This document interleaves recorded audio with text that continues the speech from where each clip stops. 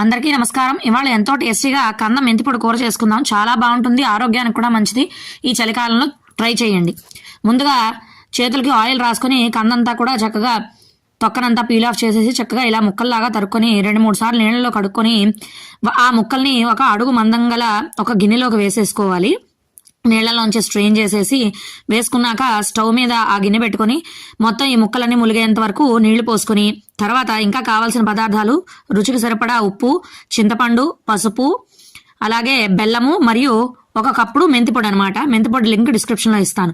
మనం ముందుగా పెట్టిన ముక్కలు ఒక 3 వంతులు ఉడికిపోయాక అందులో ఉన్న నీళ్ళన్నీ స్ట్రెయిన్ చేసేసి అప్పుడు మనం చింతపండులోంచి తీసుకున్న గుజ్జును కూడా అందులో వేసుకొని రుచికి సరిపడా ఉప్పు, పసుపు, బెల్లం కూడా వేసుకొని ఉన్న ముక్కలకి ఇవన్నీ పట్టి మొత్తం అన్ని ఎగిరిపోయేంత వరకు ఉడికించుకోవాలి.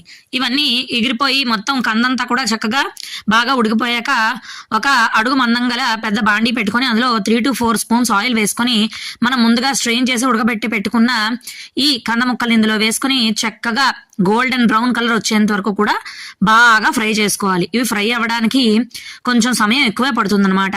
కాబట్టి మీడియం ఫ్లేమ్లో పెట్టుకొని చక్కగా దగ్గరుండి కలుపుతూ అడుగు అంటకుండా మాడిపోకుండా చక్కగా బాగా కలుపుతూ ఫ్రై చేసుకోవాలి.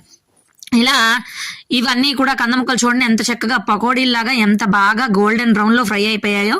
ఇలా ఫ్రై అయిపోయాక మనం ముందుగా తీసి పెట్టుకున్న మెంతి పొడి కూడా వేసుకోవాలి. అంటే ఆల్రెడీ మనం ఉప్పు అది వేసేసాం కాబట్టి మరి ఉప్పు వేయాల్సిన పని లేదు. మెంతి పొడి కూడా వేసేసుకొని చక్కగా మెంతి పొడి కూడా ఈ కూర అందరికి పట్టేట్టుగా బాగా కలిపి తీసి సర్వ్ చేసుకోవడమే. అంతే. ఇది వేడివేడి అన్నంలో కలుపుకో తినడానికి కానీ సైడ్ డిష్ గా నంచుకు తినడానికి కానీ చాలా టేస్టీగా ఉంటుంది. చక్కగా పుల్లగా తీయగా ఈ మెంతిపొడి కారము మొత్తం అవన్నీ కూడా పట్టి చాలా బాగుంటుంది. మీరు ట్రై చేయండి, షేర్ చేయండి, సబ్స్క్రైబ్ చేయండి, కమెంట్ చేయండి. Thank you. Bye bye. నేను మీ అన్నపూర్ణ.